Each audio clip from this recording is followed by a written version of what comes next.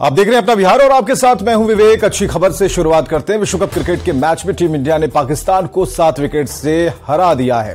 अहमदाबाद में खेले गए मैच में पाकिस्तान ने टीम इंडिया के सामने 192 रन का लक्ष्य रखा था, जिसे टीम इंडिया के धुरंधरों ने 31वें ओवर में ही 7 विकेट रहते आसानी से छू लिया। रोहित शर्मा ने 86 रन की शानदार कप्तानी पारी खेली और विश्व कप में टीम इंडिया की लगातार ये तीसरी जीत है। पाकिस्तान को परास्त करने के बाद भारत पॉइंट लेवल में शीर्ष पर पहुंच गया और न्यूजीलैंड को दूसरी स्थान पर धकेला है। टीम इंडिया की शानदार जीत पर प्रधानमंत्री नरेंद्र मोदी ने देशवासियों की ओर से बधाई दी है। भारत ने अहमदाबाद में दुनिया के सबसे बड़े स्टेडियम में बहुत ही शानदार जीत दर्ज की है। मैं टीम भारत को, सभी भारतवासियों को इस ऐतिहासिक जीत की बधाई देता हूं।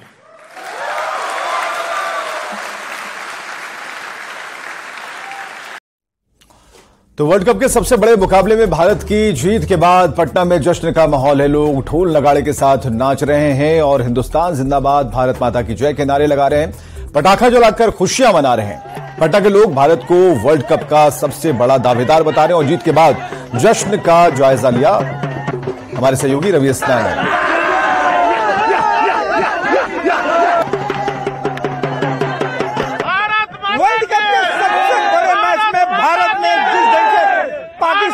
बड़ी जीत की है, उसे लेकर के जश्न का माहौल है। और ये आप देख रहे हैं कि गांधी मैदान में जिस ढंग से बड़े स्क्रीन पे इस बड़े मैच को देखा गया और उसके बाद जो है यहाँ पे सेलिब्रेशन है और लोग जो है वो भारत माता की जय और हिंदुस्तान जिंदाबाद के नारे लगा रहे हैं। हिंदुस्तान यहाँ पे ढोल नगाड़े के साथ जो लोग हैं जश्न मना रहे हैं। हिंदुस्तान की जीत पे आज हम लोगों ने जश्न मनाया है। देखो बेटा, पाकिस्तान जीत गया, हिंदुस्तान रोहित। और ये देखिए यहाँ पे पटाखे भी जलाए जा रहे हैं और जो उत्साह है वो किस कदर है लोगों में। देखिए हिंदुस्तान की जीत कितनी खुशी है, बहुत खुशी है। पाकिस्तान अपने हाथ में रहे, हसीमा कभी भारत से आगे नहीं हो सकता। अभी तक जो है वर्ल्ड कप में कभी नहीं जीत पाया। वर्ल्ड कप के दावेदार है इंडिया, ये जीत कर आज साबित कर दिया है। ये जीत इंडिया की तरफ इजराइल को समर्पित है। आज की जीत बहुत ज्यादा ही खुशी है, बहुत खुशी है। ऐसे ही इंडिया आगे बढ़ते रहेगा और अपना नाम रोशन करते रहेगा। क्या लगता है कि वर्ल्ड कप रोहित भाई का क्या बोल सकता है? ये आप जरा देखिए कि जो युवा है उसका उत्साह जो है वो किस कदर हावी है और लगातार लोग जश्न मना रहे हैं और इनका कहना है कि आने वाला वर्ल्ड कप भी जो है वो इंडिया जीतेगा। कैमरा पर्सन सुबोध के साथ रवि नारायण, न्यूज़ 18 पटना। अहमदाबाद में टीम इंडिया की धमाकेदार जीत पर केंद्रीय मंत्री गिरिराज सिंह ने भारतीय टीम के खिलाड़ियों को बधाई दी है। गिरिराज सिंह ने कहा कि उन्होंने पहले ही कहा था, क्रिकेट की पिच हो या युद्ध का मैदान, जीत भारत की होगी और टीम इंडिया की इस जीत ने आतंकवादियों को परेशान कर दिया है। आज मैंने पहले ही कहा था कि भारत क्रिकेट हो या रन का मैदान हो, पहले भी जीता हूं, आज भी जीतूंगा। और आज पाकिस्तान को भारत ने छक्का छोड़ा करके परास्त किया। मेरा निवेदन है कि भारत का जीत आज आतंकवादियों को परास्त करने के लिए भारत का ये जीत है, उसके नाम है। और आज भारत सदा से आतंकवाद का विरोधी रहा है, ये जीत भी आतंकवाद के विरोध में। इजरायल पर हुए आतंकी हमले का जिक्र करते हुए नेता प्रतिपक्ष विजय सिन्हा ने कहा कि भारत हमेशा से आतंकवाद के खिलाफ रहा है, लेकिन दुखद यह है कि भारत में ही कुछ जयचंद है। बिहार की कानून व्यवस्था पर सवाल उठाते हुए विजय सिन्हा ने कहा कि बिहार में बालू माफिया समानांतर सरकार चला रहे हैं। देश के अंदर जिन जयचंदों की जामात अपने राष्ट्रवाद पर चोट करता है और देश के अंदर इतनी स्वतंत्रता जिन जयचंदों को मिला है कि अपने राष्ट्र का हित को प्राथमिकता दे, आतंकवादियों के पक्ष में भारत कभी खड़ा नहीं हुआ है। दुर्गा पूजा के दौरान शिक्षकों की ट्रेनिंग पर दिए गए गिरिराज सिंह के बयान पर कांग्रेस विधायक अजीत शर्मा ने पलटवार किया। अजीत शर्मा ने कहा कि शिक्षक का अगर ट्रेनिंग लेंगे तो शिक्षा पर इसका बेहतर प्रभाव पड़ेगा। हालांकि उन्होंने ये भी कहा कि ये ट्रेनिंग दुर्गा पूजा के बाद भी कराई जानी चाहिए, इससे शिक्षक ट्रेंड हो और बच्चों को अच्छी शिक्षा मिले। और दुर्गा पूजा क्या पहली पूजा से ही लोग छुट्टी थोड़ी होता है, कहीं सरकार में, कहीं देश में नहीं होता है। इसलिए इस तरह की बात जो भी बीजेपी के लोग कर रहे हैं वो जनता को गुमराह करने की कोशिश कर रहे हैं। निश्चित तौर पर शिक्षा को ट्रेनिंग देनी चाहिए। शिक्षक को जब ट्रेनिंग होगा तो शिक्षा आगे बढ़ेगा, बच्चे शिक्षित होंगे। जातीय आंकड़े जारी करने के बाद जेडीयू उत्साहित है और लगातार कार्यक्रम के जरिए सीएम नीतीश कुमार का धन्यवाद किया जा रहा है। दूसरी तरफ पोस्टर के जरिए नीतीश कुमार की तुलना गांधी से की जा रही है। जेडीयू कार्यकर्ताओं ने पटना भर में पोस्टर लगाकर नीतीश कुमार को दूसरा गांधी बताया है। पटना में लगे पोस्टर का जायजा लिया रवि नारायण ने। जातीय गणना के आंकड़े के बाद नीतीश कुमार का पार्टी के अंदर और पार्टी के बाहर जिस ढंग से जश्न का माहौल है और लगातार नीतीश कुमार को राष्ट्रीय स्तर पर जिस ढंग से नेता बताया जा रहा है और इस बात को लेकर के जनता दल यूनाइटेड के अंदर लगातार उत्साह का माहौल देखा जा रहा है और इसे लेकर के पटना के चौक चौराहों पर बड़े बड़े बैनर पोस्टर भी लगाए गए हैं और पोस्टर में जिस ढंग की उपाधि दी गई है वो बड़ा खास है। आप देखेंगे कि नीतीश कुमार की तुलना जो है वो दूसरे गांधी के रूप में की गई है, इन्हें दूसरा गांधी बताया गया है। देखिए, बीजेपी के पूरा देश के जनता जान गया है कि सबसे जुल्मा पार्टी अगर झूठा पार्टी है तो बीजेपी। जो हमारे गांधी जी का विचारधारा था, गांधी जी का जो सपना था, अगर सही में जमीन पे कोई सपना को साकार किया उसका नाम है, मैं नहीं बोल रहा हूँ, पूरा देश और दुनिया बोल रहा है, श्री नीतीश कुमार जी। वहां तक कि प्रधानमंत्री नरेंद्र मोदी जी ने भी सिख सम्मेलन में पटना सिटी में कहा कि नीतीश जी से अच्छे मुख्यमंत्री लोकप्रिय बिहार और देश में कोई नहीं है। आप भी मानते हैं कि नीतीश कुमार दूसरे गांधी हैं? जी बिल्कुल बिल्कुल, नीतीश जी देश के दूसरे गांधी हैं। आपको भी लगता है कि हाँ, वो गांधी नहीं आंधी है, दूसरा गांधी यही है माननीय नीतीश कुमार जी। नीतीश कुमार को दूसरे गांधी के रूप में दिखाया गया है और कोशिश की जा रही है कि जिस ढंग से 2024 का चुनाव आने वाला है उससे पहले नीतीश कुमार का जो कद है वो बढ़ाकर गांधी से तुलना की जा रही है। कैमरा पर्सन सुबोध के साथ रवि नारायण, न्यूज 18 पटना।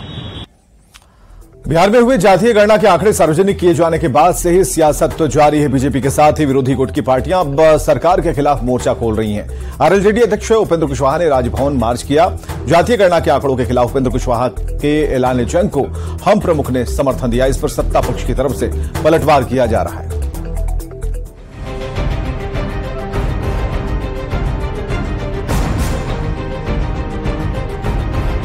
जनजातीय जनगणना में राजभवन तक जाने का है, राजभवन तक। अब यहाँ क्यों रुका गया पता नहीं, अभी कोई कर्मचारी अभी बात करने का प्रयास करेंगे इनके किसी अधिकारी से, पता नहीं अब क्यों रोक दिया।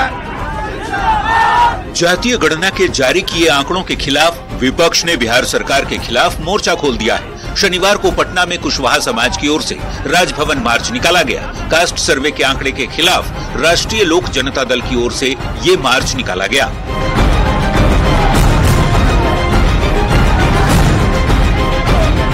आंदोलन का नेतृत्व पार्टी के राष्ट्रीय अध्यक्ष उपेंद्र कुशवाहा ने किया। राज्यपाल से मिलकर कुशवाहा समाज की ओर से जातीय गणना की रिपोर्ट में सुधार की मांग की गई।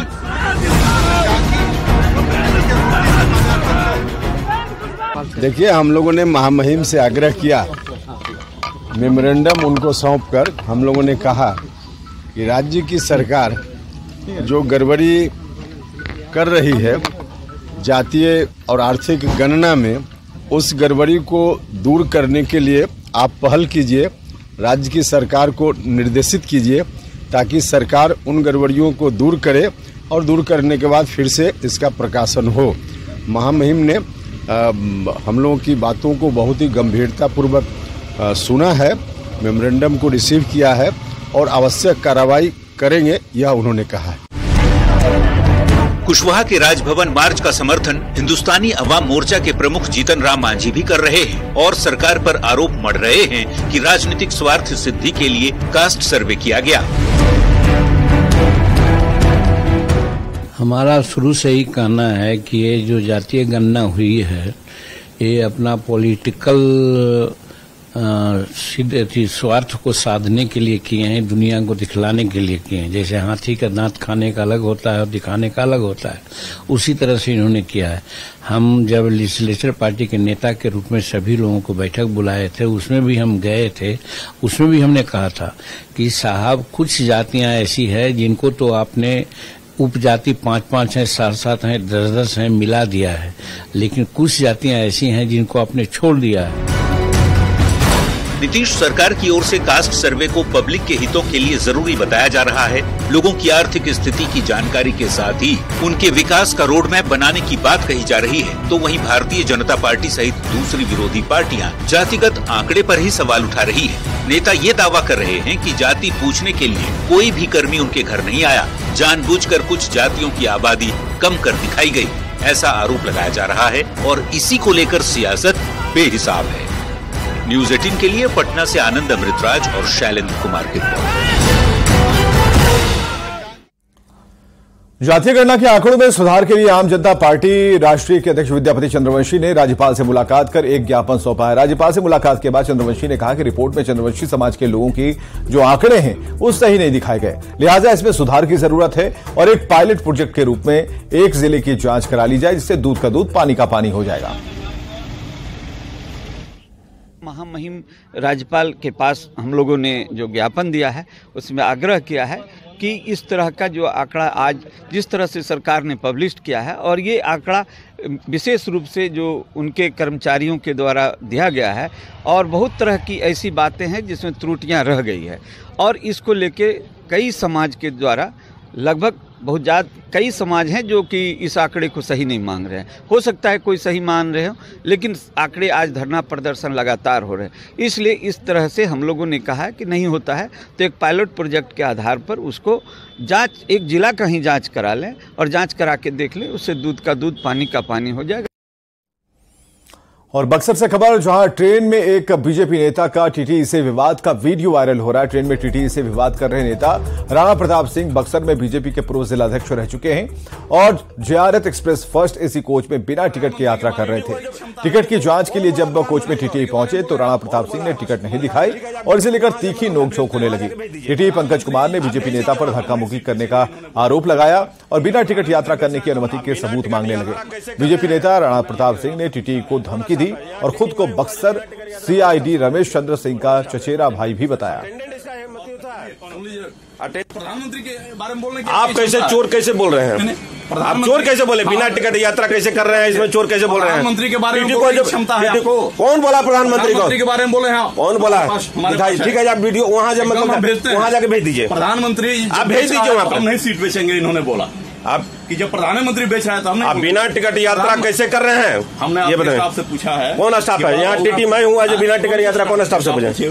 कौन स्टाफ है? जो अटेंडेंट है। अटेंडेंट इसका हिम्मत होता है, अटेंडेंट इसका होता है। बाबू आपका स्टाफ और हमने बोला तो बोला कि हैं बड़ा बाबू आ रहे हैं, हमने बोला कि आप क्या बोलेंगे? 23 साल से मैं राजनीतिक में हूँ, राजनीतिक कर रहा हूँ। मैं बिना टिकट जाऊंगा इसमें, जिसको बुलाना है उसको बुला लीजिए। आपने बोला है ना टिप कर रहे हैं, टिप कर लीजिए। आप बोला है ना कि जिसको बुलाना बुला लीजिए, टिप कर लीजिए। आप क्या आप कुछ भी बोलकर टिप कर लीजिए? कुछ भी कैसे बोल देंगे? कुछ भी बोलकर टिप कर लीजिए। आप जैसे कुछ भी बोल रहे हैं ना कि इस तरह प्रधानमंत्री को बोला, उस तरह से मैं आपको मतलब बोल रहा हूँ ना। आपका वीडियो है उसमें, ठीक है वीडियो दिखाइए ना, वीडियो दिखाइए, वीडियो जो मतलब भेजिए, वीडियो भेजिए, उसमें वीडियो है आपका। ठीक है ठीक है ठीक है ना। आप कैसे बिना टिकट यात्रा कर रहे हैं फर्स्ट क्लास में? साथ में है हमारे। ये टिकट ये बिना टिकट लेकर चलने के लिए इनकी अथॉरिटी है? इनकी बिना टिकट लेकर के चलने के ट्रेन में फर्स्ट क्लास में अथॉरिटी है? एक आदमी इनके अटेंडेंट के रूप में चल सकता है। कौन चल सकता है? कहाँ नियम है? उसमें लिखा कौन सा नियम है? अरे नियम तो हम नहीं पढ़े हैं, लेकिन उसमें लिखा हुआ इतना। कौन सा लिखा हुआ? सुनिए उनसे क्या बात कर रहे हैं भाई? हमसे बात कीजिए ना। आप फिर से बात करो। हमसे क्या बात? आपकी क्या अथॉरिटी है? दिखाइए ना आप, मतलब कौन सा नियम है? आप मतलब कौन सा है जो मतलब क्या है? आप एनआर सूची का आई कार्ड दिखाइए।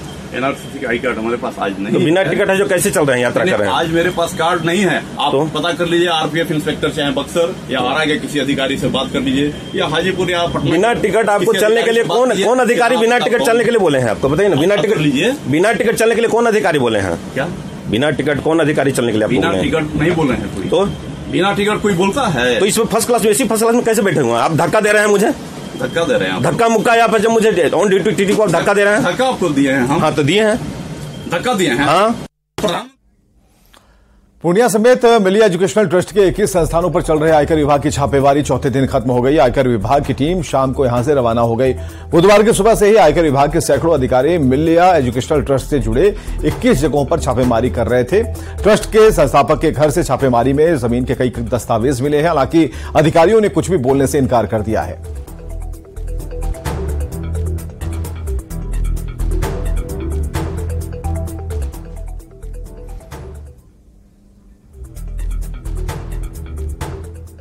खबर है मधेपुरा से, जहां लड़की से गैंगरेप का मामला सामने आया। पुलिस ने तत्काल एक्शन लेते हुए घटना में शामिल 2 आरोपियों को पकड़ा है। अन्य अभियुक्तों की गिरफ्तारी के लिए छापेमारी जारी है। लड़की का आरोप है कि कुछ लड़के उसे जबरदस्ती बाइक पर बिठाकर ले गए और उसके साथ दुष्कर्म किया। परिजनों का आरोप है कि मुरलीगंज थाने से शिकायत लेने ने इनकार कर दिया और इसके बाद मधेपुरा महिला थाने में एफआईआर दर्ज कराई गई। फिलहाल लड़की का इलाज अस्पताल में जारी है।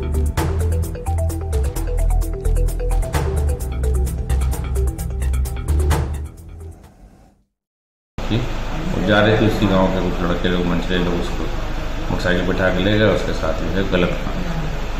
तो ये सूचना पुलिस को मिली। पुलिस ने त्वरित कार्रवाई करते हुए पीड़िता का मेडिकल कराया और उसमें 2 अभियुक्तों की, नामजद अभियुक्तों की गिरफ्तारी भी की गई। अरेस्ट बचे 2 अभियुक्तों की लिए गिरफ्तारी छापामारी हेतु पुलिस कार्रवाई कर रही है। और आगे देखिए जोहार झारखंड।